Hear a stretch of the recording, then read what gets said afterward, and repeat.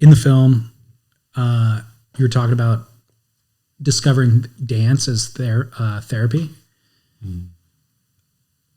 Just for listeners who, people can watch the film if they want to learn more about the trauma and kind of what led to that. But for listeners who are, going through something in life that are seeking different forms of therapy, can you explain how you found that one and why it was beneficial, why it worked for you?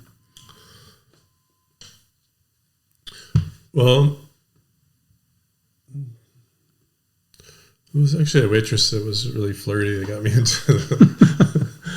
she's like doing these twice a week improvisational dance. This is like around the time when I started drawing in the sand, actually. But she was like, come out, check out this thing.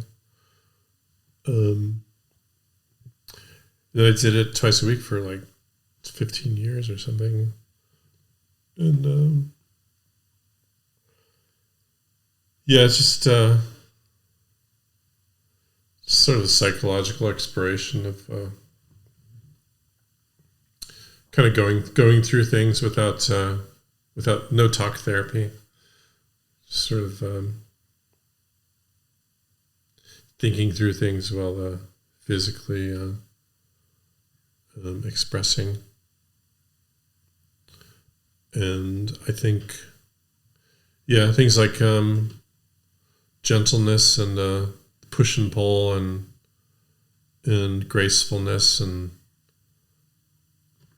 it's awkward when you're suffering and in a lot of pain, and bringing some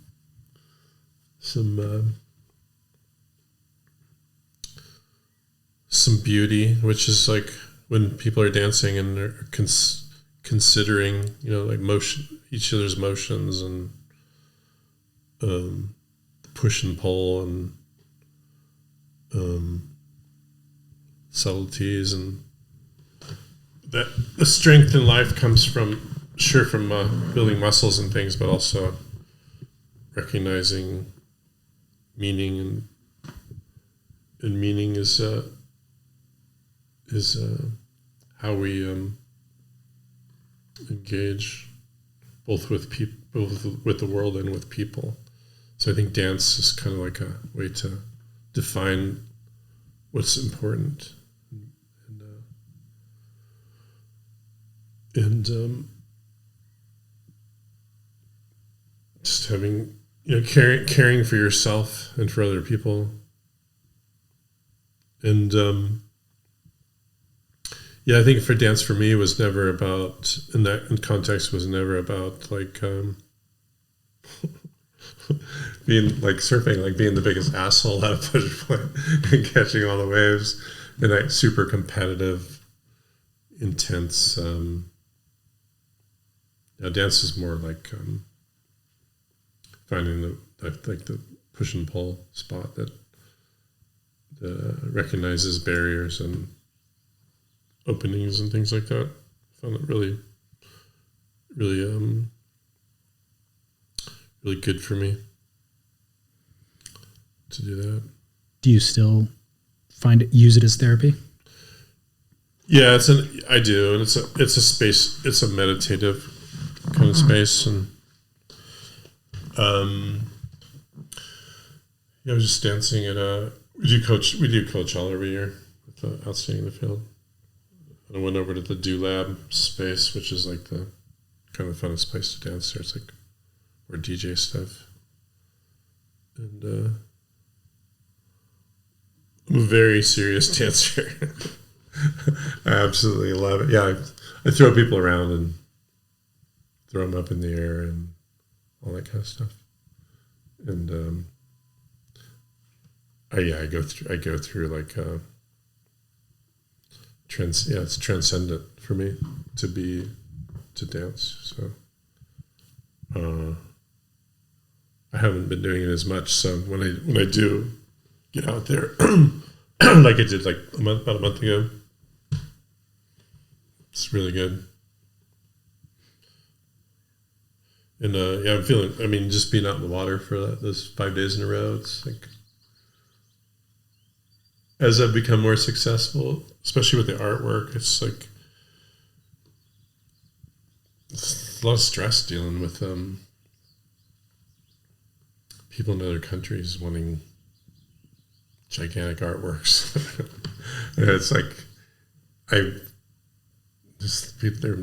that project in Abu Dhabi, they spent a few $1 million to realize it, and it's not quite as simple. There's 70 people a day that were helping to make pyramids in sand, and like a team of 100 every day. Yeah. So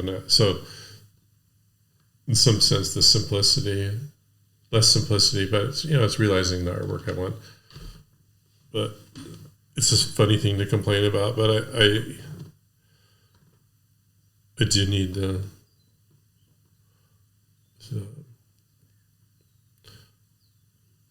paddle around Pleasure Point and see the leopard sharks. Went through, not next to Sharks, it's actually called Sharks Cove, which is where you see a lot of leopard sharks, but private's next door. There's about 35 leopard sharks when I was paddling through there like last week. But it's kind of cool to see. And of course there's the great whites that are just down the way. Right. At New Brighton, which is interesting. Welcome back to Surf Splendor.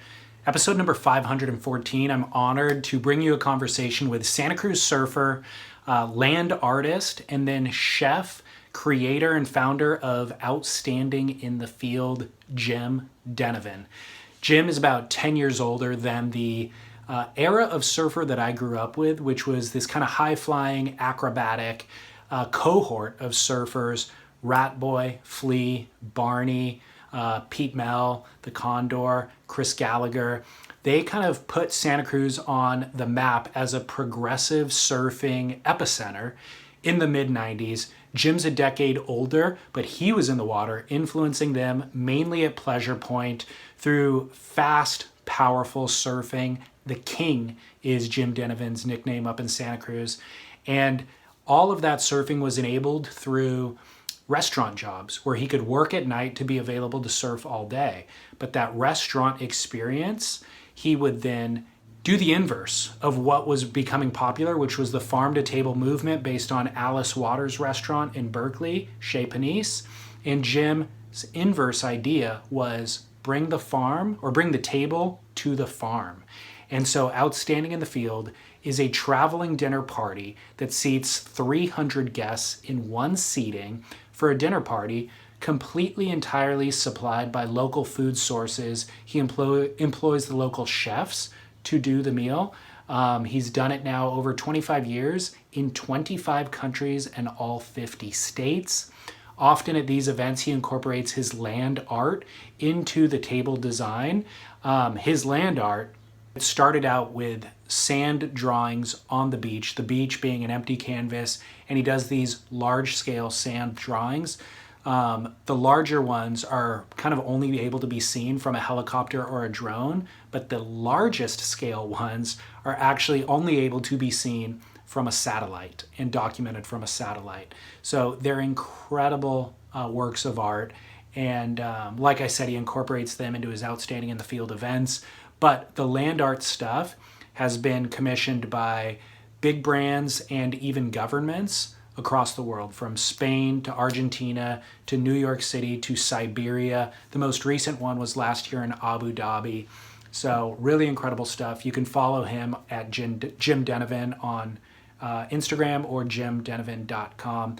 I was able to record this conversation to get to know Jim out in the hills of Malibu at Xanadu Farm. So major thanks to David Hertz, the steward and the owner of Xanadu Farms. And then thank you, of course, to our sponsors who allow me to do this work and spend entire days with people like Jim Denevan.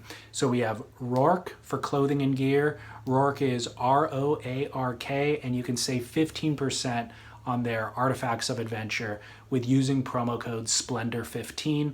Of course, Real Water Sports for all of your water sport or surfboard needs and purchases. And then, of course, Veyer Watches. Veyer is spelled V-A-E-R. And VeyerWatches.com/surfsplendor will save you 15% on your purchase. Anyways, thank you for that. That was just a short introduction to the great American land artist and Santa Cruz original, Jim Denevan. Enjoy. Surf Splendor. In the documentary, you mentioned that your brothers told you that you would never have success or amount to anything. What do you think they were talking about? And then also, what do you think they failed to recognize? Well, I think it was my mother and also, some of my siblings that were similar to my mother in that they were simultaneously risk averse and didn't see the upside of taking a different path. It wasn't, one, they didn't have the passion to explore those kinds of things. And then it just seemed foolhardy. It's a lot of words for when a family member or a friend or loved one does or doesn't do what they dream of doing, and fails or succeeds or everything in between. It's like it's a point of maybe misunderstanding or lack of insight into other people's motivations, but to each their own. The reason why I bring it up, though, is, I guess they're right in that a lot of people who don't express the traditional, characteristics to get to success, a lot of people would fail in their own passionate endeavors. So the reason why I ask you about it, though, is what do you think they failed to see in you? Like, what was the element of your character that led to ultimately achieving what you set out to do? Two things. The being possessed to realize something and having some insight that there was a path to realizing an unusual and interesting journey, and then the perseverance question. How hard will I try? How will it when and if I'll give up? So I think there is some aspect. It's funny at this point to think about how the difference between failure and succeeding with these kinds of things, with this kind of pursuit, is they're almost exactly the same thing, because my failure was with a few lucky breaks here and there. Without those lucky breaks, I wouldn't. Failure was like constantly present, and then I could see succeeding too. So, and in the last several years, I've been written about as a business success, which is, when it's mentioned, it's simultaneously true that the failure part is way too close to the success part. It's nervous making, but also it's just like it's there's a bit of like, you don't know, like the fact that this actually worked out compared to it didn't work out is the distance between those is absurdly close. I guess I have a bunch of questions, but let's start with, there's two endeavors, I guess, that we could tease apart. One is outstanding in the field, one is the sand art. But with either of them, would you have stopped doing it at any point? Was there a measure of success that ultimately you were trying to get to? Or, because you talked about being obsessed or possessed, I guess is what you said. And so my thought is you would just continue to do it as your life's work, no matter what. Yes, I would continue to do it. And there's, it's hard to articulate these kinds of feelings of what is the world of attention for art versus lack of attention in the general world, and then there's making the art and the process of, I mean, the fact that these physical motions and these mental effort has resulted in being recognized versus just continuing along and and just doing what I do. I prefer that was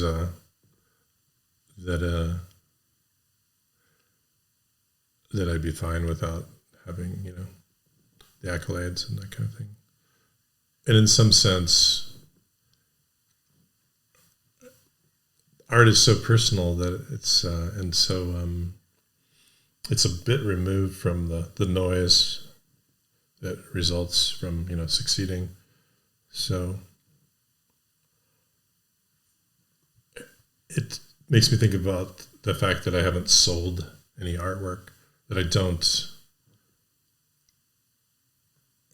don't like the idea of being under the thumb of the fan that wants something, you know. So I just do commissions for the most part. I don't sell photographs.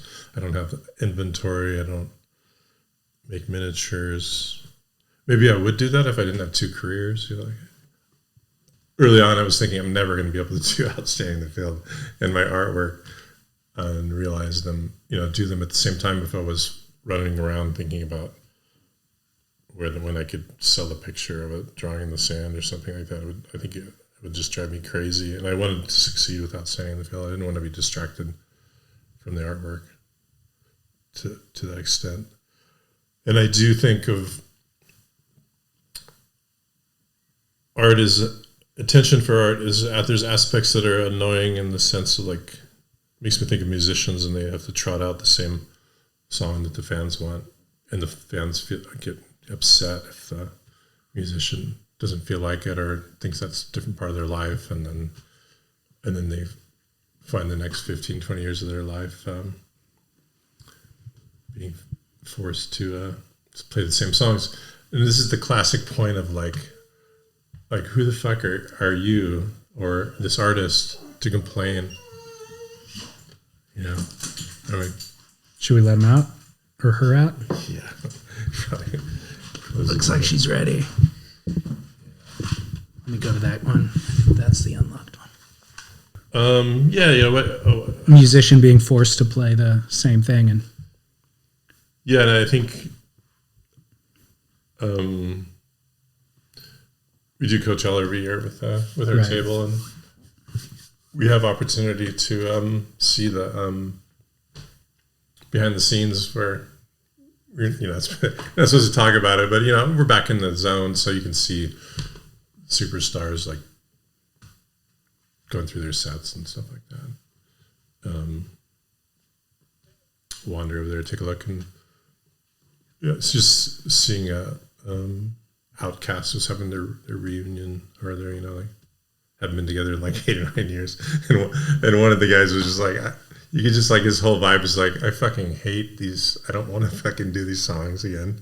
I've been forced to. I mean, of course they loved them when they, you know, wrote the song, and it's like, and they got the culture and everybody like focused on it, and then years later they have to.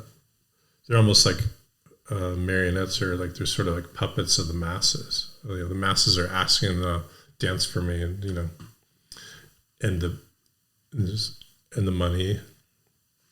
Everybody's got to eat, just like Mom used to say, you know, do something responsible. So, you know, what if, you know, what are you complaining? You know, like, you have people like your music, and so I may or may not, you know, maybe I'm relating this to the pitfalls of art and having an audience and everything. But yeah, what a silly thing to complain about, considering the ins and outs of challenges of life. And the reality is, if you were doing something else, it would become monotonous too, no matter what it is, I suppose. And so it's probably nice that you could be able to do it, you know, sing a song on a stage, I guess, in that scenario. Yeah. I mean, I have to say, my mother made that observation of like, hey, don't do something responsible that'll get a paycheck. feed your family, and which is all great, and and yes, I'm very happy to be in the position I am to do. I'm passionate and interested. Funny thing is, my mother was really she wanted to teach math. She wanted to teach math, be around math, and discuss math with other people like that. Raising kids, not that interesting.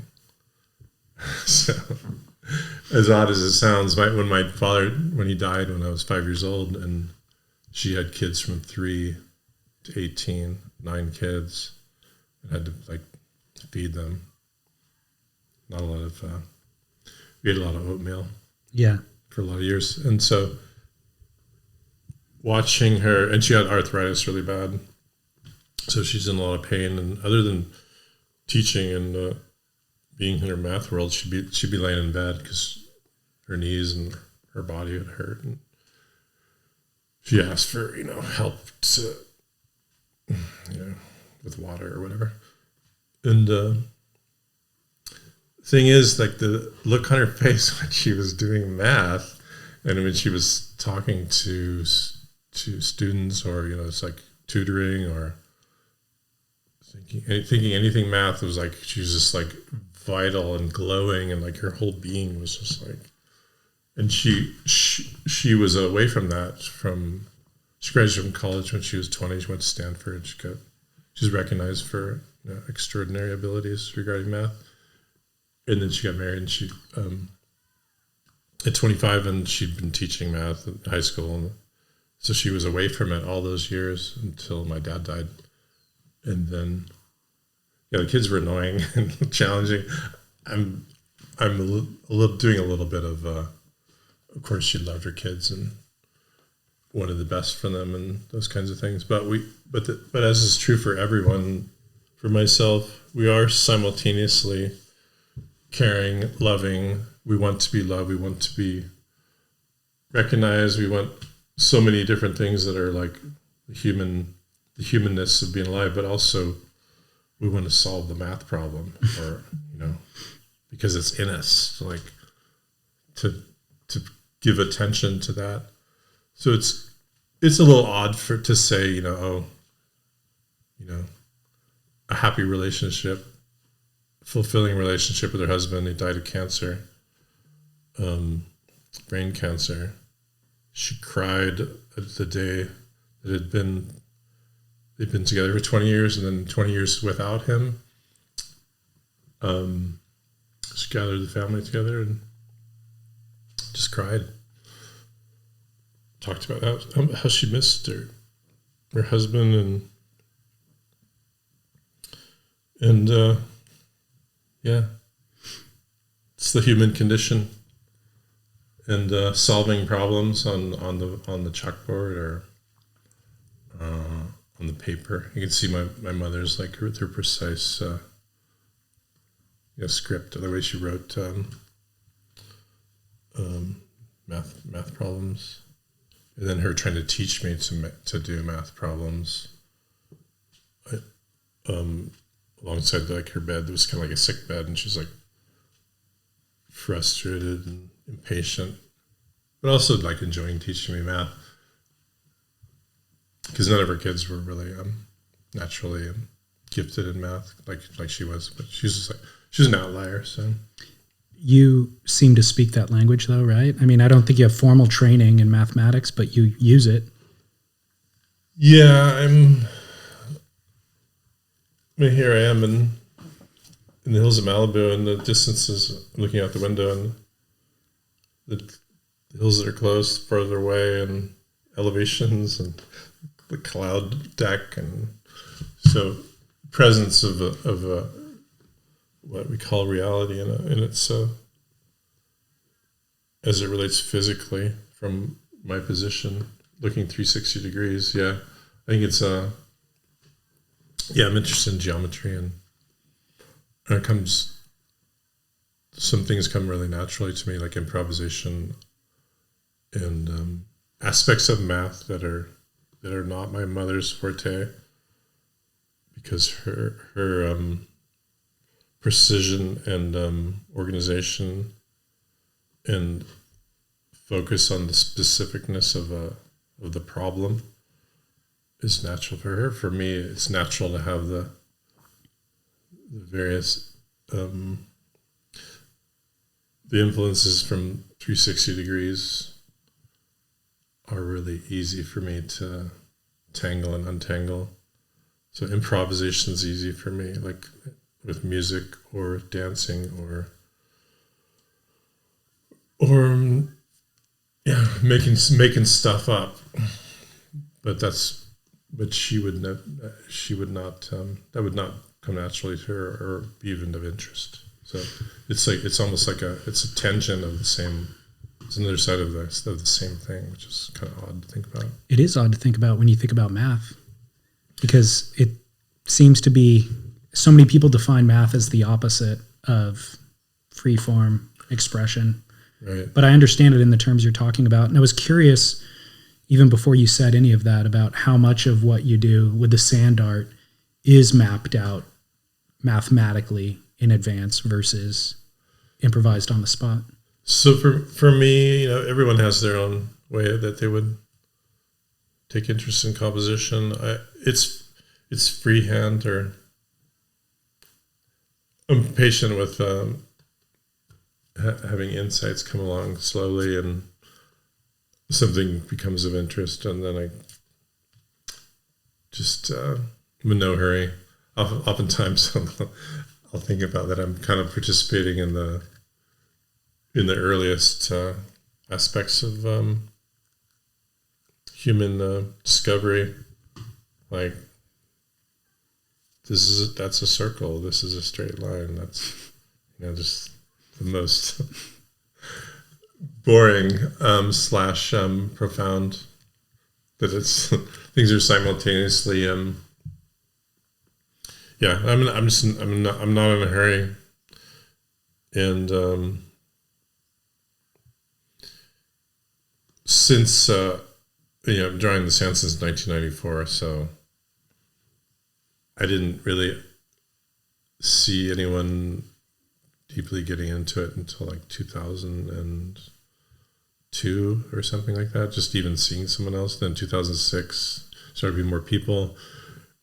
With drones coming along, there's actually hundreds of people around the world. There's actually quite a number of people in countries where there's no cliffs, like the Netherlands and other places.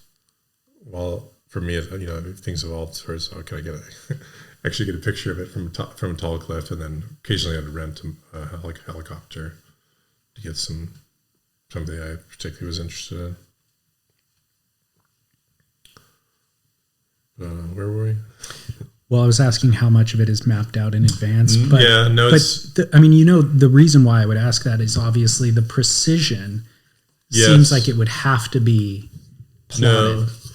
No, it's not mapped out in advance. I think so.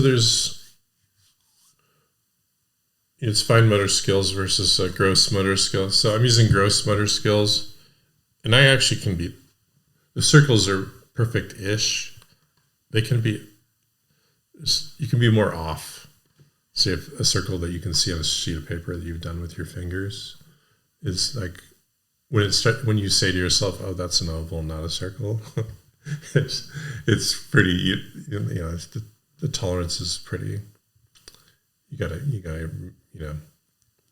be really precise with your fingers, and it makes you want to use technical means to make a circle. Yeah. While interestingly, if you're making a circle, it's 10 or 15 feet across, or 50 feet across, or 100 feet across. There's tolerances that become greater. Okay. If it's a 100-foot circle, it can be like 3 feet off, maybe like 2.5 feet. And these are just just things I've learned over many years, and to make the circle, so it's perfect in my mind, and then it's perfect-ish the way it shows up. And there's also one thing that's kind of cool, like making a perfectly straight line while walking forward has there's aspects of the line that like the human gait of weight put on one leg or the other leg throws you off a little bit. Like your mind is actually a perfectly straight line, but your body doesn't like have the. It's and then start thinking about the ice skating and gymnasts, and there's all kinds of sports where there's playing field, and what are the like the compulsory figures in figure skating. When in football, how big is the field? How many? There's players. You got to run around them. They got to get tackled.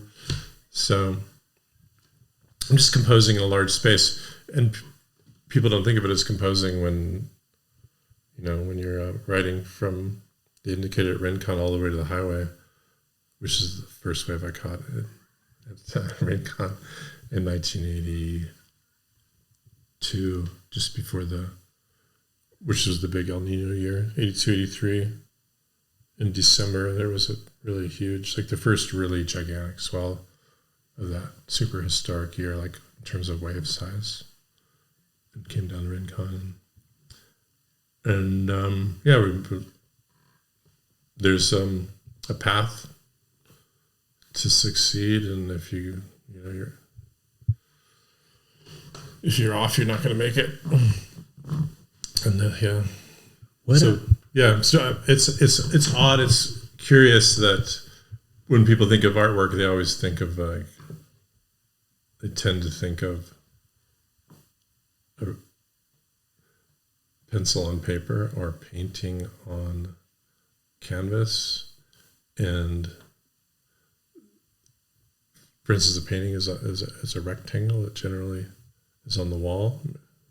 And so for me, from so many years of considering like geometric shapes and sizes, when I go into a gallery space or a museum, I'm often annoyed or distracted by whatever they use to build the floor, like the wood pattern of the slats on the floor. And then when I'm looking at the paintings relative to like, what's the size of the gallery versus the size of the rectangle, where the official art is inside that rectangle there. So, but I'm looking at like the squares and rectangles are related to the construction of the overall interior space. And it sounds a little crazy to mention those things as being more significant than someone's efforts to depict a person or a nature scene or whatever. But from all these years of obsession with shape and how far am I from the rectangle? Like how did I enter the door? Into the door in the middle, like what's to the right and the left and in front, and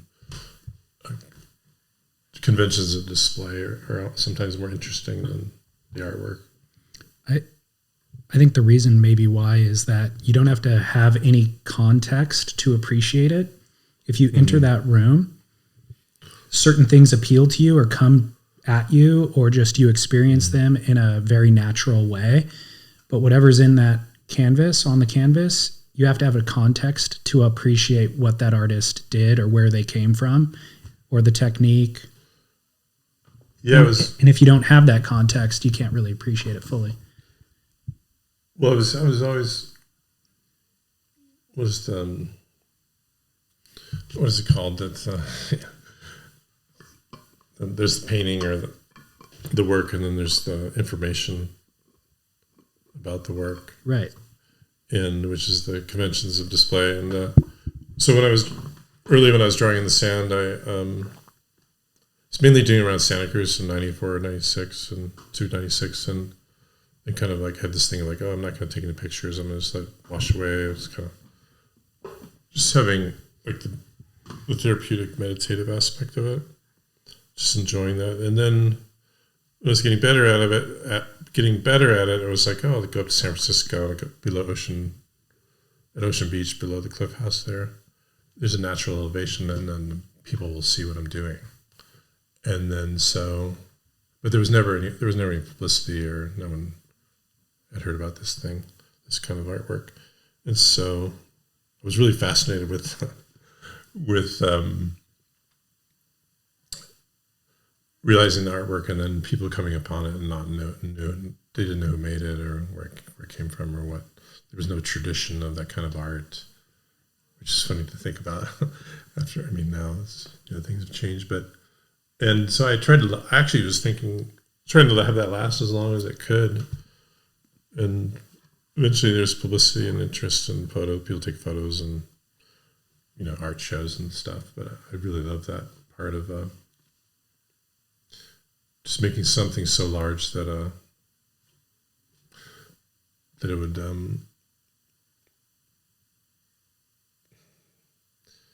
would simultaneously exist and not exist. Something like the waves in the ocean, like how are the waves today or how are the waves tomorrow? It's whatever I was doing that day was not going to be there the next day, and it's a funny spot at the Cliff House. There people would come from the Midwest and places that they maybe see the ocean for the first time. Land's End area, that whole I'm going to go. People go. I'm going to go to California and see. So over the years, of people there's like, is that going to be there tomorrow? They didn't. Or, they're not familiar with tides, so it's kind of fun. To do something that's kind of playful and fun and fulfilling like that, and then just the whimsy of like what is that? How'd that get there? And right. It's kind of fun. What appeals to me about it is that everything in life is ephemeral, really, at the end of the day. Mm-hmm. Nothing is permanent, and the grasp to hold on to things is actually futile. And so I feel like you've tapped into something that is actually enlightened. It's genuinely therapeutic. And I mean, the word therapy is probably in this time is, therapy's, it's questionable whether it, of course it's occasionally and can be useful, but it all comes down, we are individuals and we have to find our way in the world, and it happens that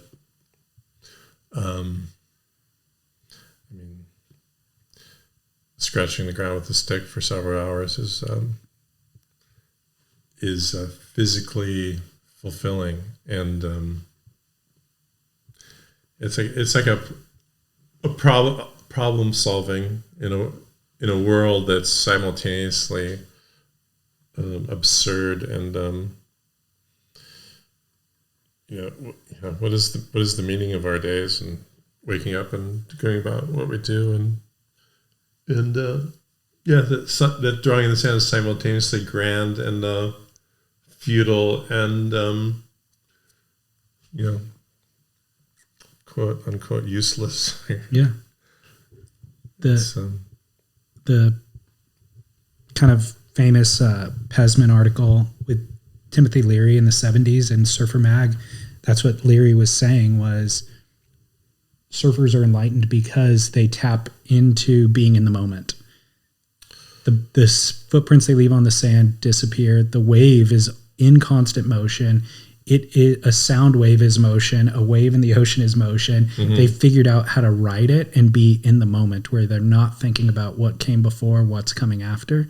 And I think that is kind of what you've tapped into. Simultaneously exists and is transferring to something else. In surfing, you're moving along from one point to the next on a wave that expires. And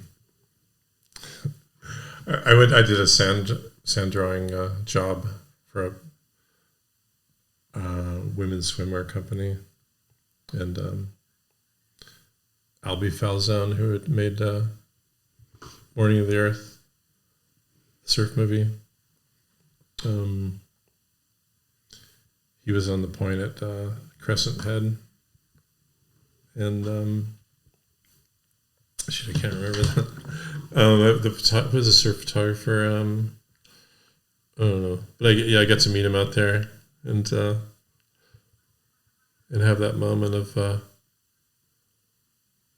seeing Morning of the Earth is pretty much the same wave. Like the whole movie is like Michael Pearson just going in kind of like the same kind of wave, which in some senses could be considered like a boring surf movie, but it's also kind of meditative that it's this, mainly the same surfer in the same wave, in the same super high quality wave that he gave me a signed picture of Michael Peterson surfing Kira Burleyhead or something. I can't remember. Yeah. And surfers. There was a time when I would think I would say that I was the most pertinent and most important thing, like in terms of like who I am, would be to say that I'm a surfer, and there was nothing else to like. There was no other details to say. Like it's almost like it's similar to like drawing in the sand, maybe. And that there was a point where I had no interest in anything else. My friends talked about surfing. They talked about the waves last week, what they were like today, what they're going to be like next week. And there wasn't much else to talk about. And that was okay. In my 20s, I was kind of content with it. I was like, I'm exaggerating these things. No, I mean, I relate. That's how it was for me too. But, I'd see people like in social gatherings, like the significant other, like roll their eyes and like, what am I doing here? Why am I hanging out with these people? I probably didn't miss any good waves until like I surfed every swell at Pleasure Point and other places in Santa Cruz for I think maybe from when I was like 12 to like 38. Wow. I don't think I missed a swell. Crazy. Ever. And if I went on a trip, it was only a surfing trip to Rio Expo or some, I don't know, a lot of Mexico trips and other places. So I mean, generally, Pleasure Point allows a lot of places, low tide's probably better. So I didn't really even, if it was low, I mean, if the tide was good, even if the waves were not that great. And then I became obsessed with, I didn't draw in the sand until my late 30s. So. And then I was suddenly missing from the surf spot where I'd see people. I mean, I would see my friends like, every day for years. There were people that that I would see for many, many years, only in the water, no conversations on the land at all, like for years and years and years. So, do you talking about how that was your entire identity? Is the act of surfing and all that comes with it less interesting to you now?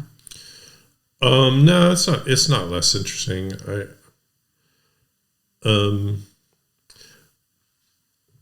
I still enjoy getting caught inside. I mean, there's not. It's funny that that's the first thing that comes up. I probably, if I was 10 years younger, 20 years younger, I'd thinking about like going faster, surfing well, and things like that. And maybe later in life, it's sort of like the power of the ocean and like what it feels like to be out there. And riding the waves is included, but also just to be in bigger waves and get pushed around by the ocean. And I was out there last week, and there's quite a bit of south swell and Pleasure Point. And I was out there like 4 or 5 days in a row, and being out of breath. Getting coming up from a good set, and it's pretty incredible to be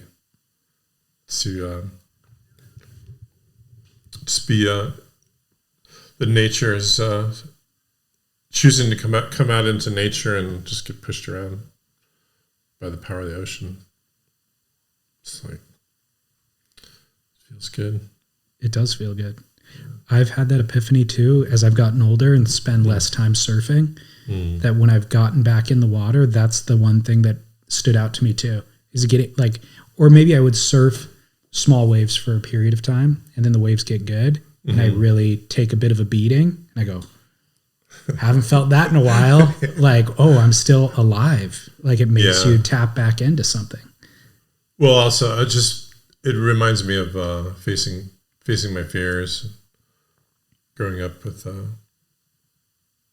in a difficult home life, my schizophrenic brothers, and like all that goes with being like a teenager and finding your way in the world. And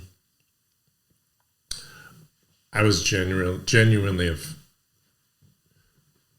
afraid of big waves. I mean, and sort of every year is like out in bigger waves. Now I'm out in bigger waves. Now I'm out in even bigger waves. Now I got hit by a wave that's big enough so that I never thought I would be in the ocean with waves that big. And I popped out the other side, and I'm still looking around. I'm okay. Yeah. It's like, I almost drowned when I was a kid.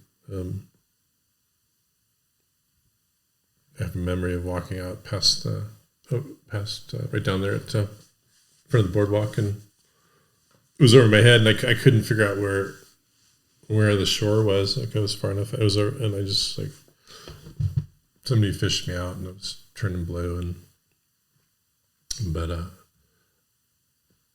all through my teen years, and even now, I don't even like taking a shower. I like having my head underwater. Really? Because it's intense, traumatic. I was probably like 7 or 8 years old when I almost drowned. It's like really. So when becoming comfortable in big waves, I was sort of like just took on this thing. It was like this is something I need to do just to face the world, and because it's not just going to be tough days, relationships or who knows what. And so surfing, of course, like for everyone that surfs and gets out of nature and takes on their fears like that. I've hit my head hard several times skateboarding, and all the ways you can riding a bike, and all kinds of ways that you can like smash yourself up and come back. It's good to get kind of beat up by the elements and I feel like that time that you grew up in Santa Cruz, that was even before the real pioneering of Mavericks, right? Yeah, it was. Paul Moreno from the East Side crew was the first to go up to Mavericks, and that was Steve Anvil, the photographer. He was out there in a Zodiac taking shots at Paul. I think it was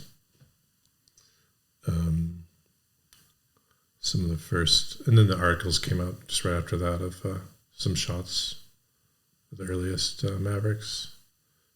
It's crazy that we never knew that it existed until Paul went up there and a few others. Well, there's plenty of other waves in between Santa Cruz and there that you had your fill, I would imagine. Like why would you wouldn't even go look for a wave like that, because it's beyond the realm of surfability. No, we just surf Ocean Beach or Lindemar or whatever, or Anya or all the spots. But East Side, Pleasure Point. That was my whole first peak, not Sewer Peak. But I always paddle out at Sewer Peak. So like have my home like regular, catch a couple waves at Sewer Peak, head over to First Peak, sit kind of the furthest out and wait for the bigger waves. And I kind of liked how crowded it was and competitive, and I didn't find it. People complain. And Pleasure Point is one of the most crowded surf spots in the world. Even back then, though? Yeah. Really? Even back then, it's just really crowded. Probably more, it was more enforced to keep the intermediate surfers out of the, first peak. Yeah. So it was, and then with COVID, it was, there was a few days I saw maybe like 800 people surfing, looking from Surf Peak all the way through the Hook and down the coast, and just a solid line of. I've seen the images. It's insane. Yeah, it's and a lot of my friends became discouraged. It was already discouraging, but the COVID crowd was a new level. So people that couldn't go to gyms and they learned to surf, and right. There's just a sea of beginner to intermediate surfers that were like, it was completely nuts. Do you think that you would ever leave Santa Cruz permanently? I've actually always thought to myself that I would not, that I would never leave because I love it so much and be on the east side. And 26th Avenue is where I hung out for years, and you have the coastal eddy that comes around there. It blows offshore every afternoon at 26th Avenue. It's like a side onshore wind over at the rest of Pleasure Point. It's just like this.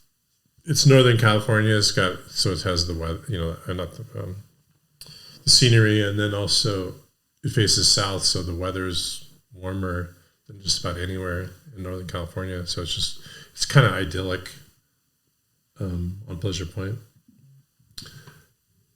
Didn't stop a lot of my friends from going down bad paths of drugs and stupidity, and as is possible for everyone in every neighborhood. And then the gentrification things, like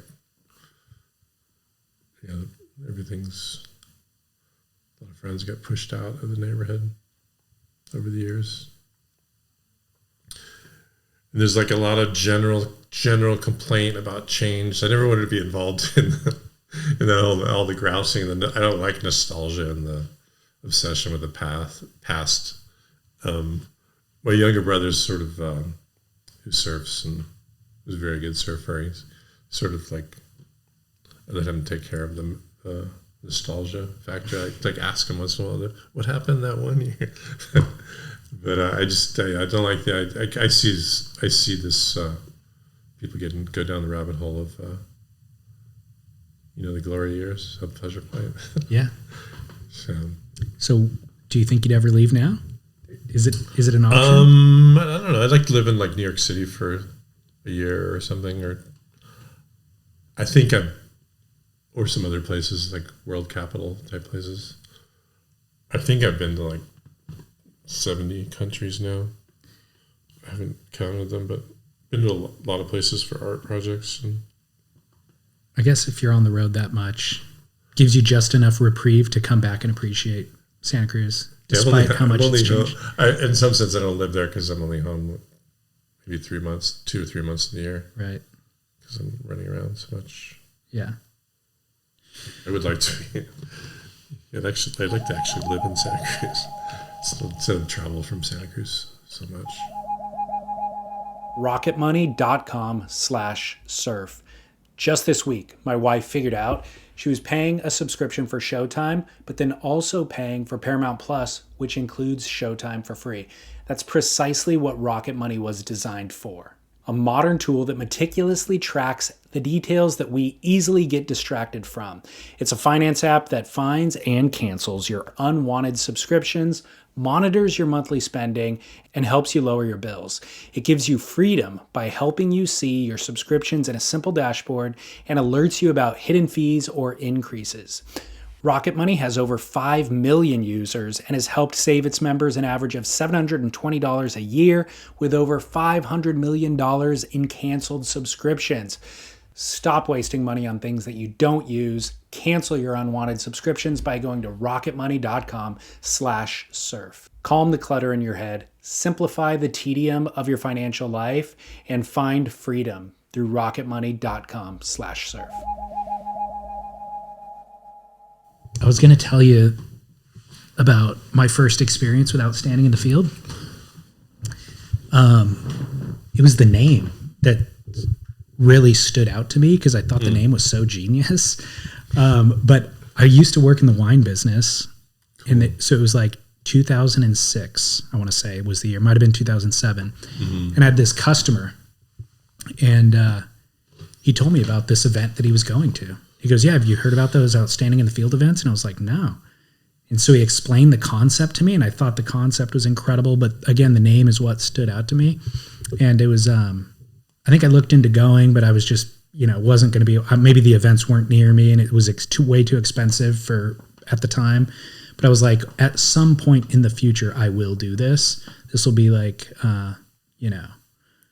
seminal life event, and I'll get to it eventually. And, and then I realized, I don't know if it was Patrick's Films or maybe the Surfer's Journal article. I don't know when that would have come out, but at some point I realized around that time. Okay.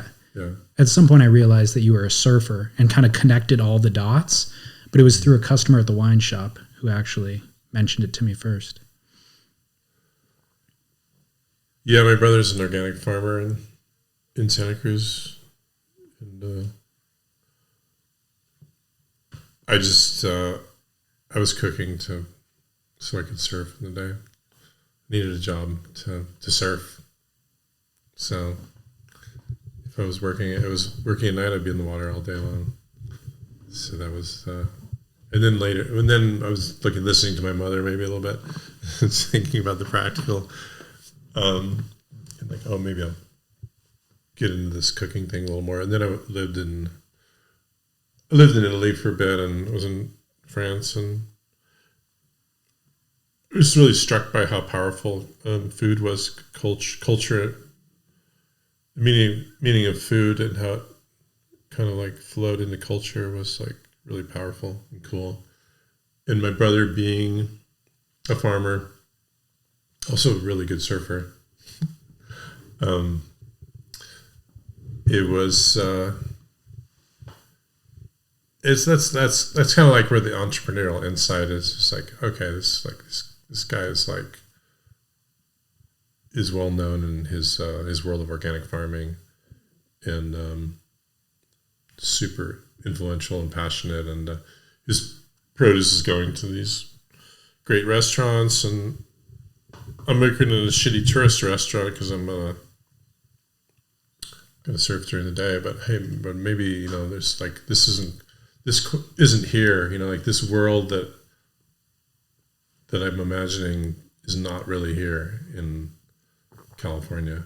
So I'm going to combine these things because of an insight, and I'm going to put everything I have into it and to make it work. And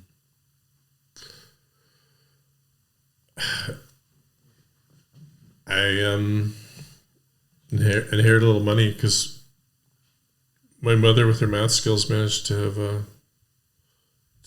a lot of properties, even though she was hardly making much money as a teacher. It's all kind of odd, but she invested in properties along, in California near the ocean. She wouldn't have known that they would increase in value like that. But it happened that I could get a home equity loan to start out standing in the field. So I just put everything I had into it and ran out of money. What would the money go to? What was the hard cost? There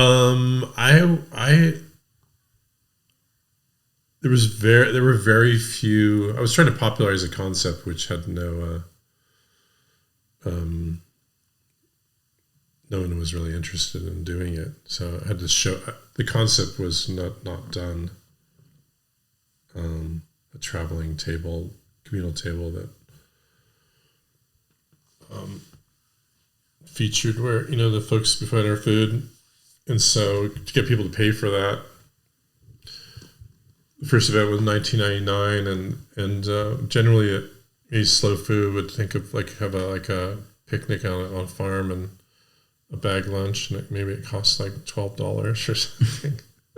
and so I had this kind of radical idea that I'm going to put out a product where people were thinking like, are you fucking crazy? Why would I pay that much money? Because I wanted to like everything. I wanted to say, hey, if this is culturally valuable to you, save your pennies. You know, these farmers, I'm paying for their produce. They're paid for their site. If there's a guest chef, they're paid for their time. Like everybody's paid. There's no volunteers, because that was something like of a slow food event back then. It was like, let's all volunteer our time, right, and get out there, because it's for, you know, it's for the good of the earth, or the good of the community, for everyone to be paid nothing. So if we had a price that was like signified that, hey, this is like important and valuable. It was a great theory, but we still had next to no customers. You had to prove the concept. Yes, had to prove the concept. So in terms of like investing the money, it was put on. I mean, basically put on events for years at a loss, because I'm seating the table with like the chef's friends might come here. I mean, I had to have a picture of a table that looked like the first event probably had 25 people that paid, but I needed a table that said that this was like, I don't know, that visually that looked powerful. So the rest was, you know, friends and family. So it's like 60, 70 people. So it's constantly, I'm constantly throwing out these freebies and taking pictures and to try to build interest.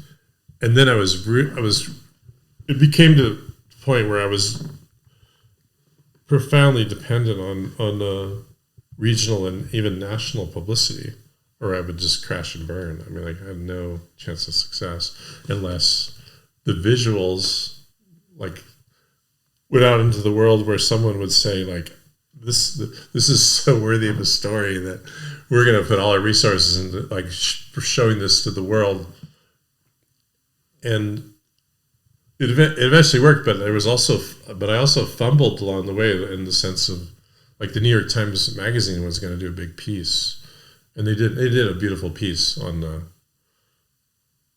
me, but the problem was that I had arranged this whole schedule, and I was thinking, oh, New York Times Magazine is going to write this. It'll come out in timing, and then we'll be heading off to do events on the East Coast and the Midwest, and we'll start with an event in Alaska, because I want to show, you know, how adventurous, like we will do anything to like show how cool this concept is.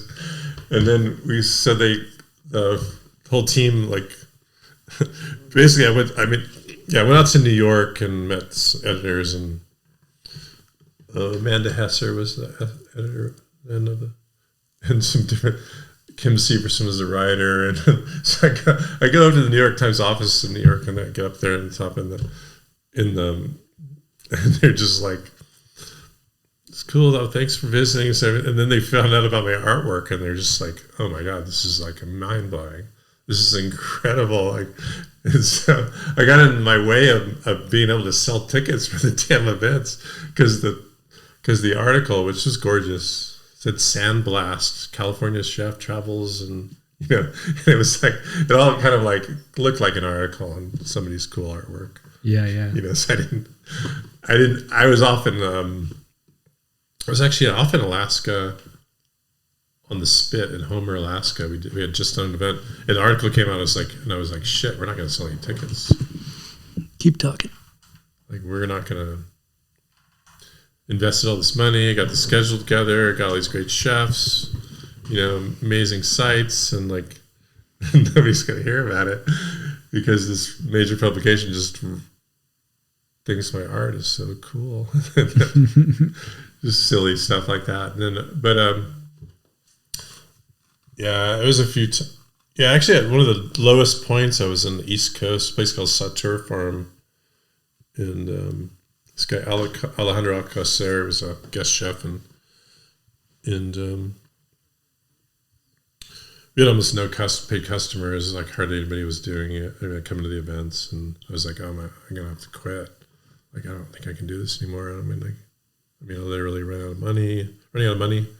So at that event, it happened that Francis Mallman was cooking at helping his other friend. I only knew that like 10 years later. And I asked him to do it, and he said, "Oh, I've already done one." Like, that is incredible. You didn't even know who he was? Nah, because like, oh my gosh, he was just helping a chef buddy to do an event in like 2005, I think. That is so funny. Yeah, so, and we were on a plane together, like coming back from thing in Miami that did something with him in like 2015 or something. It's just like, oh, it's that thing that you were talking about earlier, though, about teetering on failure throughout all of it. Yeah, it was so close to disaster. But I shot myself in the foot with the New York Times magazine article, but I got a call from right around the same time from Land Rover, actually the advertising agency is handling their campaign so I drew in the sand for 200K. Happened to know a guy that was negotiated the money, and that's how my bus broke down in Alaska in the Yukon coming back from Alaska. And I had to leave there. I didn't have any money, and I took all the money. Or not all the money, but a good portion of the money to fix the bus. The bus cost me $9,000, and the bill to fix it was $39,000. 39? A Canadian. It was which is like 35,000 at the time. Wow. So yeah, the engine blew up, and send my team out there to bring the bus back. That is so and maybe I was enjoying some of this like seat of the pants, like about to there's a big wave coming at Mavericks, and he may not survive. Maybe I was enjoying a little bit of that kind of like living on the edge thing. It's kind of weird that I would actually put up with that. Just thinking about it. You'd have to learn how to enjoy it, to be honest. Yeah, and otherwise you'd be anxious. And in New York City, I was like, after that event at Satur Farm and Francis Mallman, and I was thinking this not working, I'm going to quit. And I was the chef for an event in a community garden in New York, and I was actually cooking on like a third floor walk up. That I met somebody on the street, said, "Can I cook in your apartment?" Like, because I'm having this event in this park, and I was like, I remember I was like prepping cranberry beans on the third floor, and I was depressed, and there's hardly any customers. And Katie, the manager at the time, was like, "Katie," I was like, "I'm going home. I can't do it. Like, I can't do this anymore." And and in my mind, I was thinking, God, I was like, I'm going to escape this. I'm going to be able to. Because all the way along the way, I was just like, I'm not going to quit. I'm not going to quit. Like, no matter what happened. And it's like, finally, it's just like, I can't do it. And she says, "Jim, keep prepping those cranberry beans and get out there and cook that meal. The event's tomorrow. You don't have a choice." Like, yeah, sometimes you need somebody to just say, "Sorry, can't opt out." Totally. It's like, you're going to do it. Yeah. And then, it's really, CBS News Sunday Morning did an amazing piece and came out to the East Coast, West Coast. 10 million people. They had real higher ratings than 10 million people saw it. Got like 600 emails, and it was just like gorgeous, thorough, and looked super fun. And then we went from like 12 events to, it was so powerful. It was like, we're going to put out 40 events, go across the country. And every event sold out. Wow. From the power of that amazing like piece. And then GQ did a profile then, which won the James Beard Award for the best article of the year. And things got kind of solid. Do you remember when you first felt like you don't have to worry anymore? Damn, there's a lot of worry. I mean, do you still worry? Do you feel that way now? No, it's always a challenge for sure. There's not. I mean, it isn't. It's a different kind of challenge maybe, but actually the moment was I was at a county line harvest which is where Marin County meets Sonoma County, or San Francisco, and we're doing an event. Nate Appleman was the guest chef from A16 in the. It's hard to talk about. Just thinking about, but the big moment was really when I got the money for my art that saved Outstanding the Field. Like the Land Rover. Yeah, the Land Rover. It was a TV commercial, billboards, magazine. So it was like 9 days of work. And the job was at Point Conception. I mean, it was at government point, which I surfed when I was on my first surf trip. I was 16.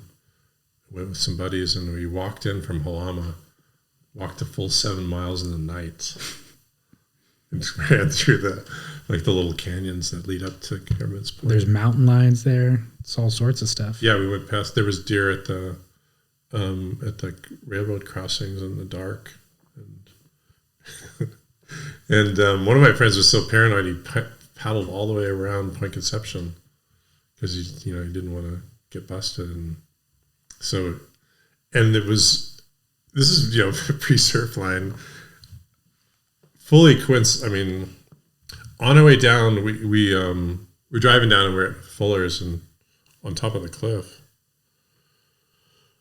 and it was evening, and I could just see these lines coming from the south. Like there was no surf prediction of any sort. Right. We're just heading down to the ranch. Never been there. And there's like these mind-blowing ways that look like you're looking from an airplane, because it's like 1,000 feet up. And we got to the ranch that morning. It was like double overhead, like the biggest south swell of the year. Like it's crazy. And it was just us, pre-surf line and all that. And then my little brother walked to Cove along the beach, and we were a little too paranoid about getting busted. Saw the ranchers on the beach as we were surfing.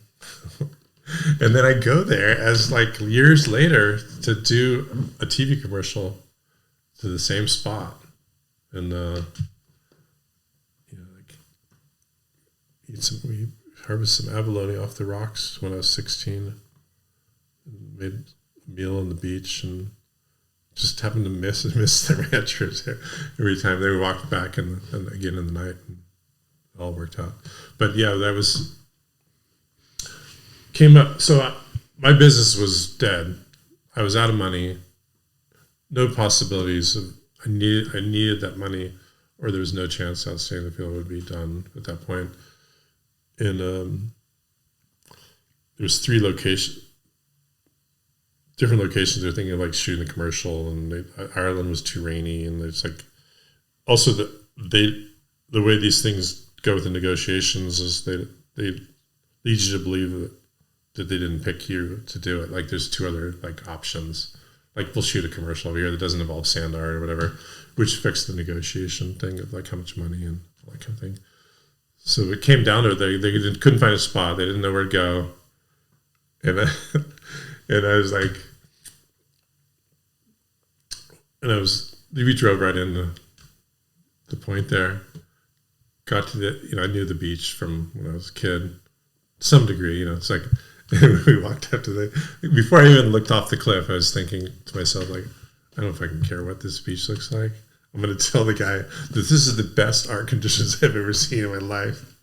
And it's it's absolutely gorgeous, super beautiful spot. And I looked over the side, and the beach was super as it's it was steep. You want a beach just kind of flat. You don't want distorted from the. So I said, yeah, it looks incredible. It looks great. We should do it here. So when I knew it was gonna, that moment was when I was at County Line Harvest, and the agent called me and said, hey, we got the deal. The deal went through. It's super emotional thinking about it. You're gonna get $200K, and you're not. You're gonna keep going. And it was just like, yes. It was kind of the same, but I was kind of relaxed about it. Same thing when I was at the coffee shop across the street from Pleasure Point. The guy, the writer from GQ, said, "Oh, we're doing the full profile." I was like, and I was so stressed out from like, decided like when good news came, I was just like, oh, just good news, big deal. And this attitude of like stoic, whether it's bad or good, I'm just like, nah, it's just the way it is. So now I've got these projects that are just like worldwide art projects. I'm just like, and I don't like to get too excited about it, but when that money came in, it's like, yeah, when you're that close to I really wanted Outstanding in the Field to succeed. I saw the farmers, the participants and the guests, and it was life changing for people. People just loved that connection, like being close to the humanity of like finding like it seems like a no-brainer, but to get people out to where the food comes from and see the farmers and that kind of thing. But it's really like would touch people. And then I was gonna quit. Yeah, it was gonna be over. Well, the emotion is related to living on the edge for so long. That's kind of hard to wrap your mind around. That it's not just okay; it's gonna be okay for a long period of time. Yeah, the entrepreneurial journey. I think I do say that if I knew how hard it was going to be, I wouldn't have started. That's why you do stuff when you're young. You know what I mean? Because just too fucking hard. It's too difficult. And in my mind, I think like, oh, this is a 3 to 5 year thing. When it would maybe it would maybe kick in, but it's really like 7 to 10. And you get to 7 years in, and you're just like, can't quit now. Oh my God! Can't believe I made it this far without Well, yeah. So the other thing that I think about though is talking about, can you enjoy the success? Can you relax a little bit? Can you feel less anxious? The other thing I think in relation to that is just the numbers just get bigger, right? Like the commitments get bigger. So do the anxieties get bigger as well? Yeah, well, more recently, I've thought about. I mean, I've considered Outstanding in the Field as sort of the main effort. There's a side thing which is like I'll make money, and occasionally do well with making money, but the main thing is the mission, like to popularize the concept, and that other people might do something similar, or like it has a cultural place that kind of lives on its own, regardless of whether I'm doing it or not. That to me was always like the big goal. Like, is the world moving towards these kinds of things being meaningful? So I think probably from more recently, I've realized that. More recently, I realized that I did it. I mean, it worked. People are enjoying it, and they are doing their own versions, and you can see around the world folks that do something similar. So it's appropriate to do fewer events. So we got to the point coming out of COVID. We did 160 plus. I can't even. It's funny that I can't even describe it exactly, but we had double tours. It's like we closed down for 15 months. We had no events at all. So it was like, okay, well, let's really evangelize, bring out this idea. Let's get back together. It was too much to do double tours and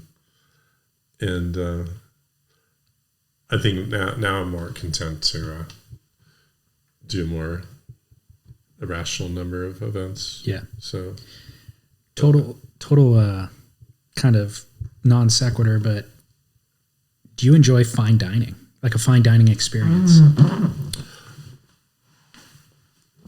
That's interesting. It's an interesting question. I come from, as a chef, I come from maybe like shorthand, like Italy, more rustic, not so much in the presentation of the, how it looks on the plate and that kind of thing. At the same time, I have a lot of great friends, which the shorthand is like tweezer chefs. Yeah. Precise and attention to color and the plate as a frame and negative space and those kinds of questions.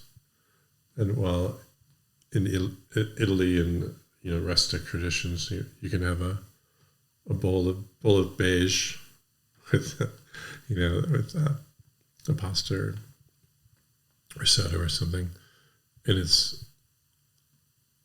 low on the fireworks. But I appreciate both. Okay.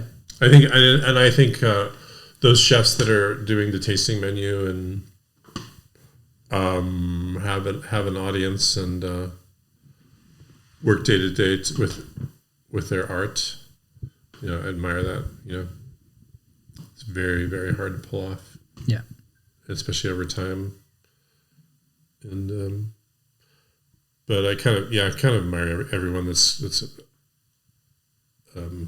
working towards excellence when it comes to food and wine. My best friend's a wine guy who sells wine for a living, represents a bunch of folks making wine. So the culture of food and wine it's incredibly interesting. Outstanding in the Field has different guest chefs from year to year. Generally, it's the up-and-comers, and then a smaller percentage of like legacy chefs. So it's always fresh. Like it always has the energy of the moment where people they're all in.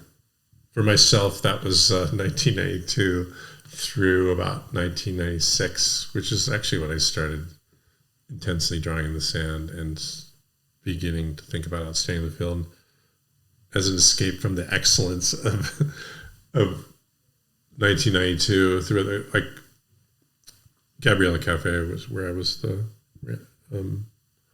chef at several places, but I was there for 10 years plus, and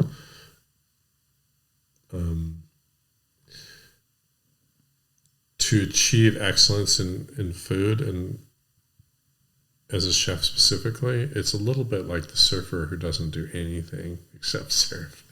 So I didn't see, I was only at the restaurant. I only thought about cooking for that 4 or 5 year period of where when someone came in the door, I knew that they were really having an incredible, excellent experience. So, and really maybe coming up with Outstanding in the Field was a way to recognize chefs that are in that, 4 to 6 year period before burnout. Because, the burnout comes when you're when you succeed, then you have an extraordinary number of guests, which cause you to, get even more tired. So it becomes about delegation. Yeah, no, and that speaks of the size of restaurants and those kinds of things. There's friends that have 12-seat places, and right. So, and then it's the style of cooking. But for me, I really love the hands-on thing. 42 seats and more rustic style. Menu changes every day. The menu is written by hand every day. The farmers come into the restaurant. It's just integrated deeply with the food community. It's exciting and interesting. And over time, there's this idea that chefs have pushed too far. There's trying to get people to work that hard and for poor wages and that the whole system is encourages burnout. And those kinds of things are true simultaneous to when people go too far, you can have a level of excellence. It's just but yeah, if it's not balanced, you're gonna have to quit or back off or change because you can't sustain that level of intensity. Do you ever envision a time where you were hands off without standing on the field? And is there an additional concept that you've conceived of that you would like to try to execute? I think in terms of additional concepts, it's hard to, we've done some events which involve the tide, where the table's actually in the period. It's in the low tide area, so people sit with not knowing that the tide is actually going to overwhelm the entire table. So you have to, and you don't even tell them. You say, and then people will argue with you. It's like, I'm cool, it's all right. The water's right there, but no, the water's actually over. It's like 16-foot towel range. It's actually over your head. So we're putting the table, and we're going to bring it up on the grass up there and carry it all. And I think that those kinds of things were always and have been intriguing for me, is like sort of push the limits of the adventurous aspect of it and whether people are willing to go along. So in terms of like newer or different concepts, people have to want to do, to trust you to give them an interesting experience. And maybe I'm a little burnt out on the funny thing is the communal table, there'll be like 10% of the people that are like, what the hell are you doing? Totally. Like we had an event in Delaware on the beach and the tide was coming in. I thought it would be fun if they just came over the berm, this particular beach, and it would just run across their, it'd run over their toes. Obviously as a surfer and someone who grew up, 100 yards from the beach, I know what's going to happen, so if it's a kind of berm that's like, it just comes down gently on the other side and it runs under the table and everybody lifts their feet and they go, woo. And there's this one woman who's saying, you don't understand that the beaches here, it's like, it's different. It actually causes quicksand. And so she's sharing that vibe throughout her region of the table, which is another thing with communal dining. The vibe of like, euphoria, like, oh my God, look where we are. This is amazing. I'm sitting across this cool person, this conversation. So all that wine, can be like contagious throughout the table. But you can have somebody that believes that, that we're in danger. Right. Convince people to like, oh, this is so wrong. It's like, so you have to just like let it slide. So yes, I do like the idea of trying interesting concepts of different kinds, but sometimes the guests some number of them don't want to come along on the adventure. You'd have to advertise it as the adventure. True. And also the staff is, we've had events where we had the table outside.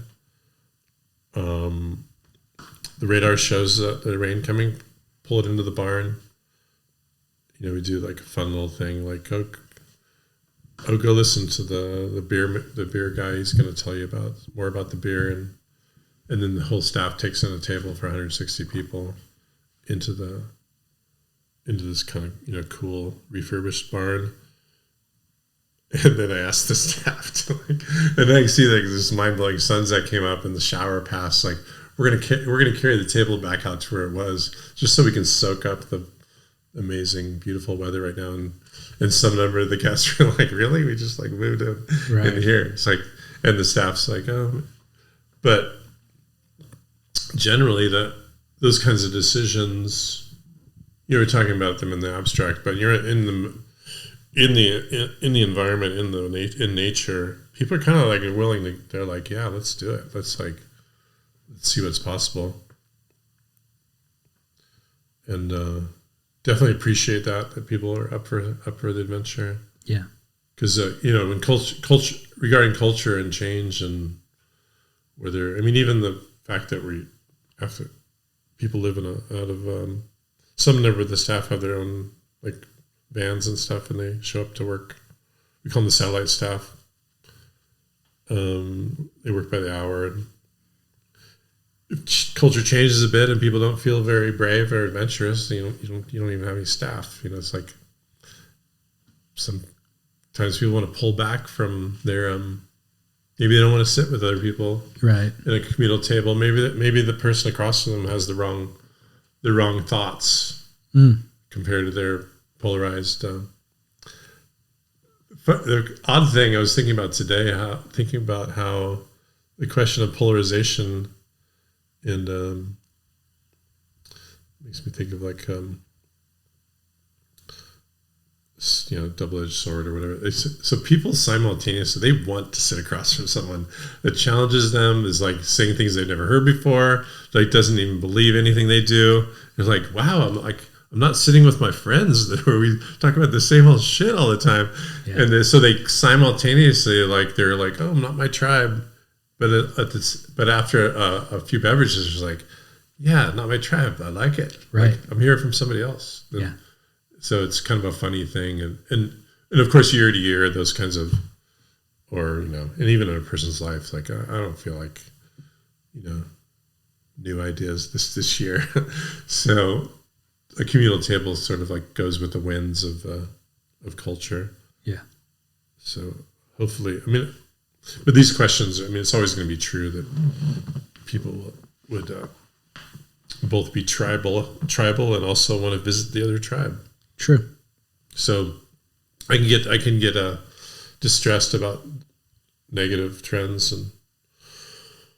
but part of the whole reason I was saying the field like really took off is that there were no communal tables at all, which is funny to think of now because it's more common that you would see that maybe at a Basque restaurant in Bakersfield or a few other places, but literally there was nothing in the way of like, oh, you're sitting with a stranger, like that doesn't sound comfortable. I don't know if I want to do that. So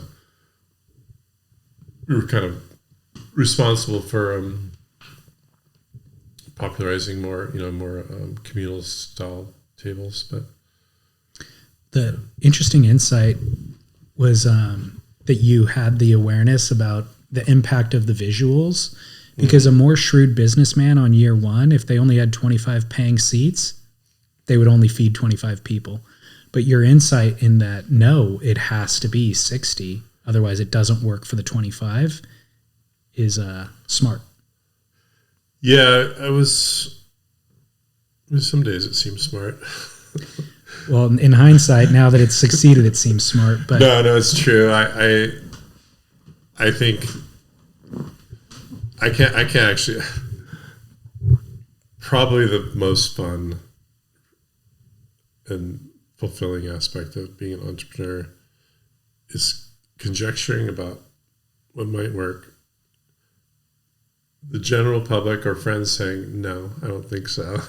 and then being proven right. Like, no, actually this is something that's in people that needs to have a place, and I'm going to provide the place. And early in Outstanding the Field, we went to Canada for the first time, and the guy at the border said, like, he was like, hey, we're going to go out to these outdoor locations on farms, or we're going to come across the border, and he says, like, that's the worst idea I've ever heard. What are you going to do about all the insects and like the smells and doesn't sound so great. You're like, oh great, we're already like not so easy. And then 4 or 5 years later, I go over the same border. It's like the guy says, oh, I've heard about that. That's a thing. And he's like, it's just because he's seen some publicity about it and it looked interesting, and he's like, it's officially in the general public. It's like, oh, that's a thing. So that's in my particular space as an entrepreneur and a business guy. That's the key moment. There's a time when you genuinely like it's not a thing, right? to when it's like, oh yeah, people do that. So that's when it feels good. My comparable is for the first 4 years of doing this, I'd reach out to somebody and be like, hey, can I interview for the podcast? And they go, what's a podcast? And now at this point, they know they don't have that follow-up question. Yeah, no, it feels great. The aspect of explaining yourself over and over and over again it gets maddening, and then one day you're just kind of like, oh, they know what that is. Where would you still like to do it that you haven't done it? We've been all 50 states and 25 countries now, so it was fun going to all 50 states and getting to around 34 states and thinking, oh yeah, I have to go to the rest because you're like oh, too close, can't right. like, stop now. I really do like the if you set a table in North Dakota, or even more so in South Dakota, people are like, wow, like what's known as the flyover states. I never actually saw the whole country until through food. So to me, those are like when you visit a flyover, what's called a flyover state, which is a terrible thing to think about. If you'd be in California with a fly to state. And so when people show up, I'm like, oh, there they go across the sky, and they're stopping. It's like there's this incredible like vibe, which is like it's almost like you, as an American, you get this feeling of like you find yourself as an American in a way that you would never do that, and if you never went to a flyover state, because like people do this thing like not only like you're one of us, and they do this kind of thing like they kind of feel the rest of the country because they're not going to the like East Coast and the West Coast. They're like, oh, we're like cohesive, and like I don't know, it's been really fun going to. But regarding other countries, I'd like to go to Kazakhstan. They have apple forests which grow wild, and there's a little bit. And I was kind of scheming to do an event in Antarctica because we could have gone to all continents, and I was thinking of ways to do that. And there's definitely I met a woman who was she ran the greenhouse at McMurdo Station. She grew vegetables for the scientists and stuff. And she's like, I'll be your farmer. And like, she ran a greenhouse in Chicago that we visited for dinner.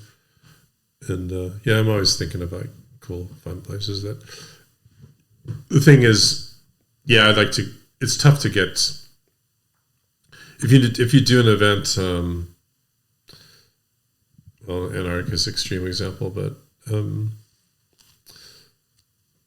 if you want to go to Tahiti and sit on a table, you're going to have 47 people that reserve and pay the money, but you really need like 85.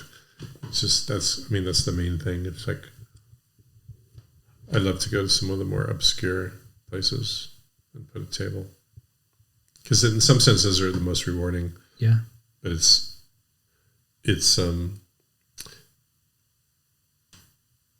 Kazakhstan it's not a thing. It's becoming a thing.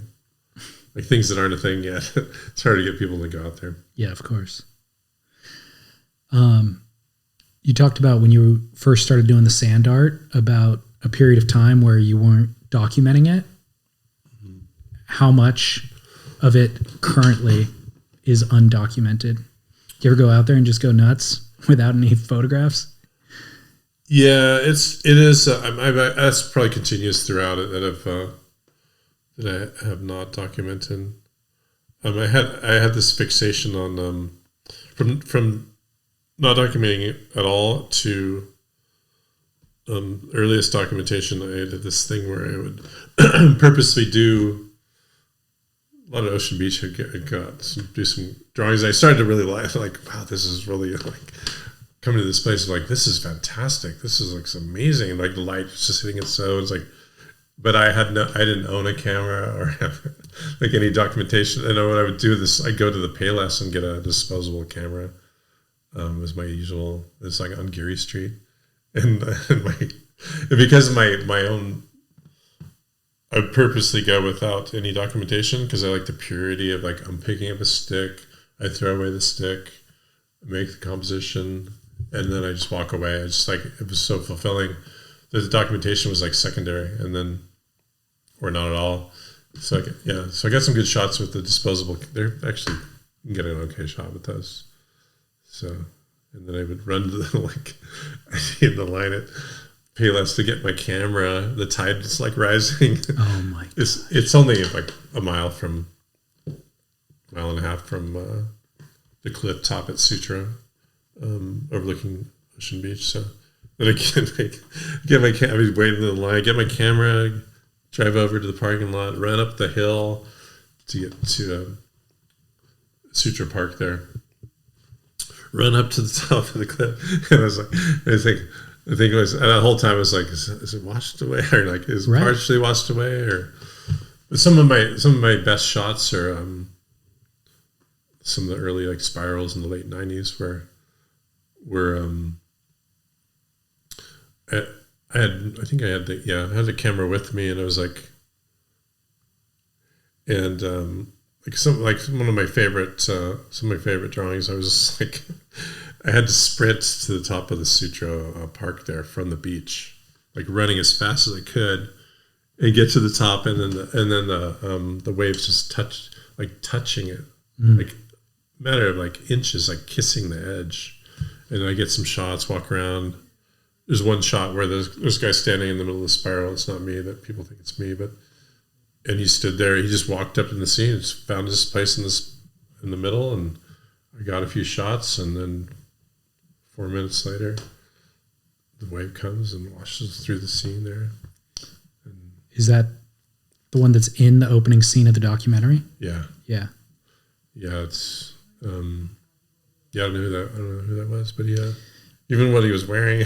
I wonder if he's ever seen the image or seen the documentary. Yeah, no, that'd be interesting. If he's listening, reach out. That would be mind blowing. It really would. Is there any drawing that you've done that you didn't get documentation of that you wish that you would have? Maybe there's a quality of documentation. I've sent out a few helicopters to. When I was doing I was working on a series of drawings over 2 or 3 months, and yes, maybe there's a few it's funny, like the hourglass. I don't know if you from the film, and also was in some particularly good sand drawing, and I had no camera and no.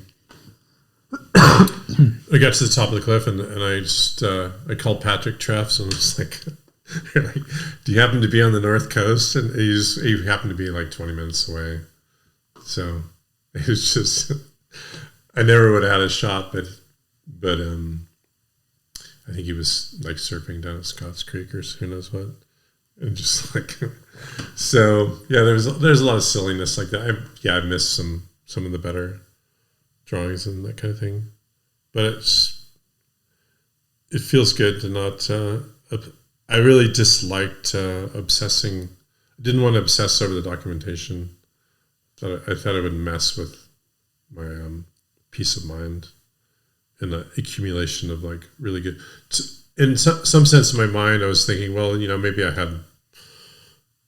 there's 100 drawings that I really loved over a 5-year period that were truly incredible. But I thought to myself, well, if I got 23 of those, in the way that I really, really like, and that presents an example of something that I think is of what I do, it's that's enough. It's okay. But if I miss those 23, I'd probably be super annoyed. Right. Gotcha. What's on the docket next in regard to sand art? Do you have any commissions that are in the works? Yeah, there's 2 I can't really talk about.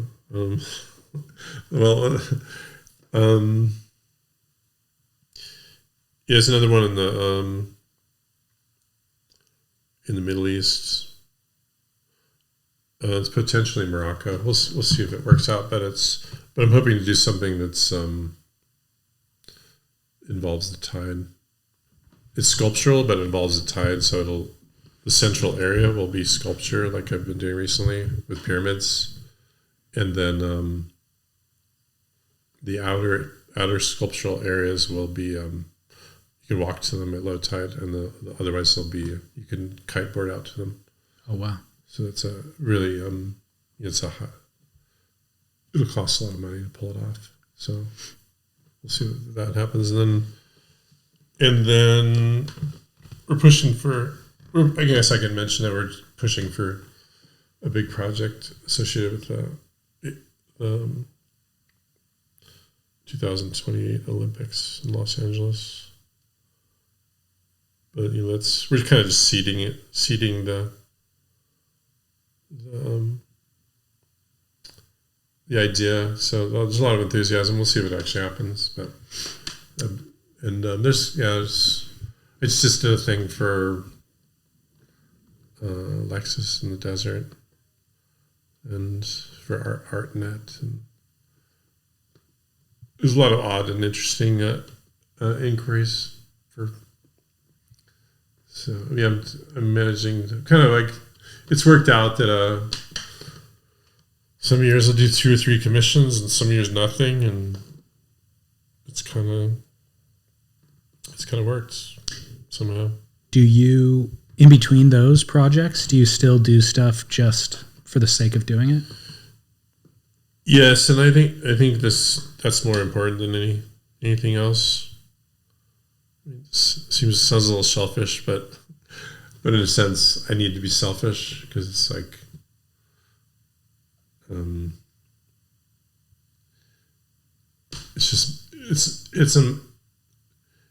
if there's something that's meaningful it's actually kind of cool when there's a commissioner, because somebody's looking over your shoulder, like there's a conversation, but it's not something I usually do, so it's like a novelty. Like, let's come up with a result that's like both parties like. Okay. But the ability to just go out there with a stick or a rake and just do whatever I feel like doing that day, it's like kind of like I'm trying to find the word. It's a gift from the universe kind of thing, right? I don't want to fuck with it, like. Because it's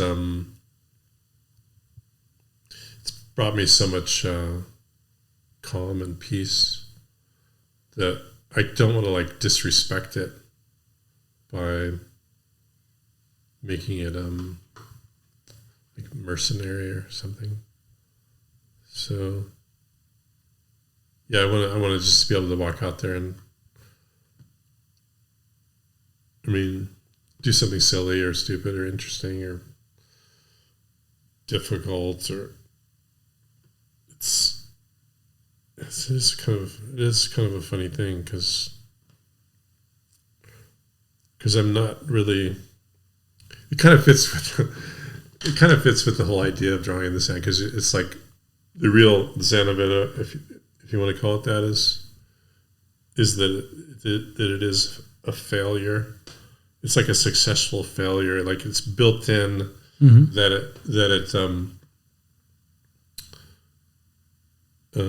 has no simultaneously means nothing and everything in a like equal measure. Yeah. So I don't want to mess it up. So if I can just go out with and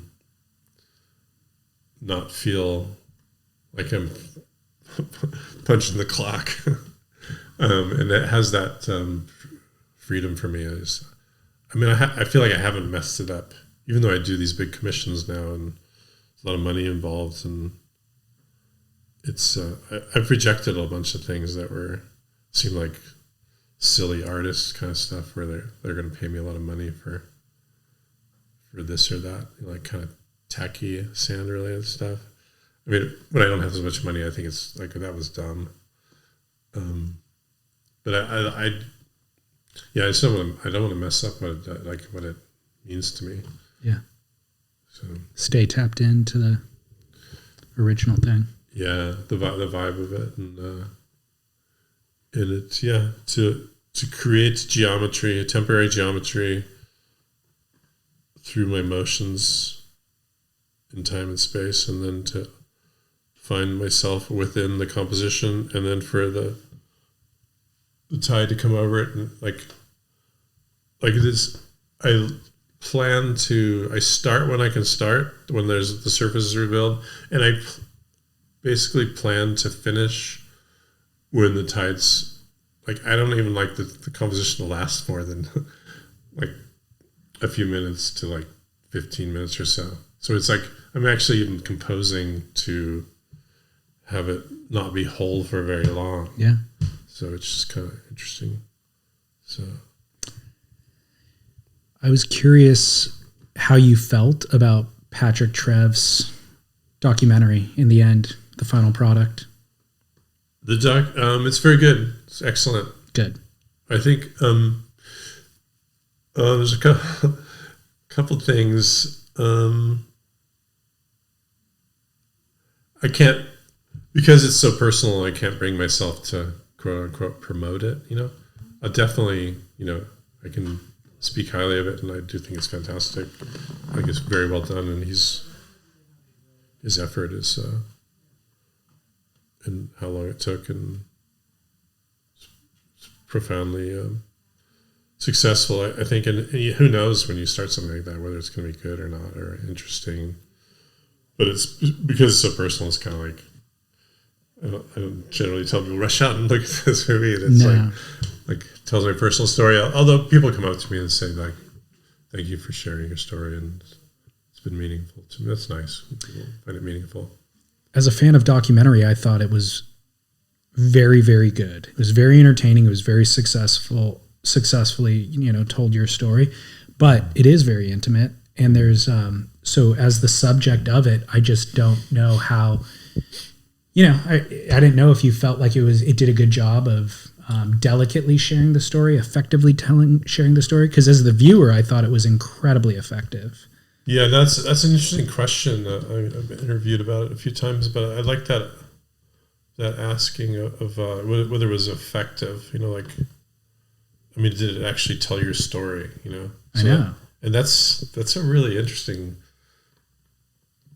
For one, it's like in terms of the emphasis and where to put the emphasis, I have to say that it did. It told the story accurately and good. I mean, what else? What more could you want other than it's a little too personal? Yeah, I mean, I get that. I understand that sense. Yeah, discomfort, but like, just as a storytelling narrative, it's not until the 52-minute mark that he even addresses your family dynamic. You know, and waiting that long made it way more poignant. It would have been easy to lead with those things to try to get the audience to invest in you as a character. But like I'm invested just because I'm interested in the food and the art and all that stuff. But when you get to the 52-minute mark and you have an epiphany maybe it wasn't an epiphany, but on film, identifying like, hey, my dad built this giant table. Maybe that's related to my life's work, you know, and the reveal with your brothers, like all of that hit me at 52 minutes that I was like, wow. Poignant. Yeah. Also, I think it's good to mention that as technology is brought about desire for speed and like narratives that are like quick and get to the point, get to the next point, that Patrick stuck with having a story evolve, rather than hitting the high points super quick. Which is pretty cool. I really like that aspect of like visually, both outstanding the field and the artwork. You could go straight to the visual spectacle, but when it comes down to it, life's has more substance with we simultaneously live in an environment of what might be called spectacle, but also just everydayness. Like wake up in the morning and get our coffee, and I like that the film has that quality of like it's not all about the fireworks. Exactly. It's nice. And if I were to meet you in real life, I wouldn't learn those intimate details about you until 2/3 into getting to know you. You know what I mean? Like you wouldn't lead with that. And so it's a more natural development. Yeah. It is it is odd too. It's like 8 years that the movie was. So it's funny to go all on that time. It's like, I wonder what that's going to be like. Yeah. Well, there's very much could be a follow-up film. There's more to tell at this point.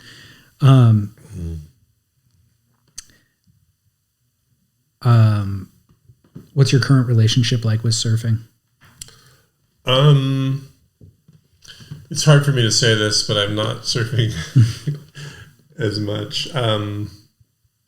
Also, there's not as much of the. I just love, and I can almost, I'm having to say this in the past. I love the competitive nature of extremely crowded surf with like where everyone. So I was punched twice by two different people when I was like 19 by older surfers. Both times they punched me because it was like the best. This pleasure point is maybe a little more physical. I don't know, but both time I was like, one guy came up to me, grabbed my leg and said, "You're catching too many waves. Like the waves are like maybe best in 5 years. Like it's truly astoundingly good conditions, and I'm catching the waves on the day. That's the day." And the older dude is like coming up to me and punching me in the face, like for getting too many of the good waves. In an odd way, it's like, yeah, I'm catching the waves, and yeah, it's fucking amazing, and it's been a good day, so I'm sorry you haven't caught as many waves. So, but no, maybe I'm not like engaged in that way. I'm to be honest, I'm doing a lot of Pleasure Point is like throughout this every day. There's like it's like there's a south swell. It's like 2 feet, 3 feet, like going along the point. And 10 years ago, I could never say stand up paddleboard, but I really get into this thing of like I walked into my street, get in the water. I'm standing up. Never wear a wetsuit. Only do it on days where it's like over 65 degrees or something. The wind at 11:30 in the morning pushes towards Capitola. The wind's at my back. It's like a nature hike. I ride all the waves all the way down, and see the sea life, the leopard sharks, and whatever's out there. Go have lunch, Capitola. The wind switches around because the little coastal eddy of the size of northern Monterey Bay pushes me back to 36th Avenue. So it's like a 2.5, 3 hour like little nature hike and surf. It's idyllic. And but at the same time, I'm the only person ever to surf away from the hook, the furthest person out at the hook, all the way through trees on one wave. No one to my mind has ever done that. Wow. And I had witnesses of that sent me messages, like that were in different spots. I mean, that's a very long wave. The part between sharks and privates is the part that people don't make. Was that it's too fast. On the stand-up paddle? No, I'm sorry. No, never. Oh, okay. No, this is like years ago. So I'm relating to like when I was younger. It was like all like muscle, speed, competition, getting smashed. Like I love that aspect of like we're all surfing together. But yeah, the waves are amazing. I'm catching some waves, and like this is an arena of like, and so maybe a little more chill. How often do you get in the water though? Well, last week I was actually out there every day, so for a week. But more commonly, if it's I just don't like putting on the wetsuit, and so I'm not. It's like in the spring and summer if I'm in town. I'm out there whenever it's nice. Do you bring as a routine? Do you bring boards on trips like this? I didn't bring a board this time. Without staying in the field, I brought boards. I surfed Ruggles, and I learned that hurricane swells always happen in like early September. Like pretty much every single year on the East Coast, like you're gonna get waves. Yeah. So I brought surfboards in the early years. Then I started bringing my art supplies, and my staff they threw away my art supplies one year because it was like all my rakes and sticks were taking a bunch of room, but I definitely surfed on Outstanding Field Tour, and I'm still surfing. I go to with my wine buddy. We go every year to mainly East Cape or the Pacific side, and surf the various Nine Palms and Shipwreck. And I've been surfing there since I was first graduated from high school and drove a $200 Dodge Dart to the tip of Baja. Wow. And El Presidente Hotel and what is it, the one and only the Twin Dolphin or whatever it was. Yeah, 2 hotels, I think, in all of San Jose del Cabo. And surfing zippers and all that. There's a trailer park. Yeah, first graduated from high school and all the way to the tip on a $200 car. Insane. Yeah, and girlfriend got stung by a stingray, and yeah, good memories. Been going down there ever since, but I go surf Shipwreck and other spots pretty much once a year. Cool. But no, I'm not surfing as much. Whose boards are you riding now? Still Bob Pearson for many. He still gives me a deal, which is kind of a funny thing when you're like, you're kind of like, oh, you're like one of the better surfers or one of the best surfers, and you get the deals and everything, and then it's kind of like this weird grandfathered-in thing or something. I don't know what it is, but still, it's like the signifier is like somebody cares. I'm still that I'm that I can surf. But yeah, it's been Joey Thomas boards before that. I was one of the first people the wave of twin fins. It's kind of like I don't know if you've heard of the No Card Classic, the Yano. It's like it was a contest for can't wear what was called a kook cord at the time. And then so that went on for like 10 or 12 years, and it got into the finals of that one. Richard Schmidt won that particular contest. That's my greatest accomplishment in my competitive surfing. So not much there, but no shame losing to Richard Schmidt, though. Yeah. Yeah, it was kind of like a foregone conclusion that he was going to win. Right. Awesome. Well, Jim, thank you. This has been an incredible afternoon. Sure. Yeah, and glad to communicate. It's painful to find meaning, to go to places where it's simultaneously necessary, but like also like, we have to get out there, get in the water. We have to do the dance. We have to do. We're almost like forced to do these things to like as human beings, like, and it's the way it has to be. Get out in the water. Yeah, people need to get out there and get, feel a few waves. Well, I'm looking forward to continuing the extension of this next weekend in Los Alamos. So are you going to be there? Yeah, I'll be there for sure. Cool. Sweet. Yeah, it's going to be kind of emotional thinking about all these things, but the whole mountain has come out of the clouds when we're... Oh, wow. Yeah. Yeah, no kidding. Yeah, make sure you get a good look around. The table's going to go along this ridge over here. Oh, really? Yeah, we should walk over there right now. Okay. Sounds good.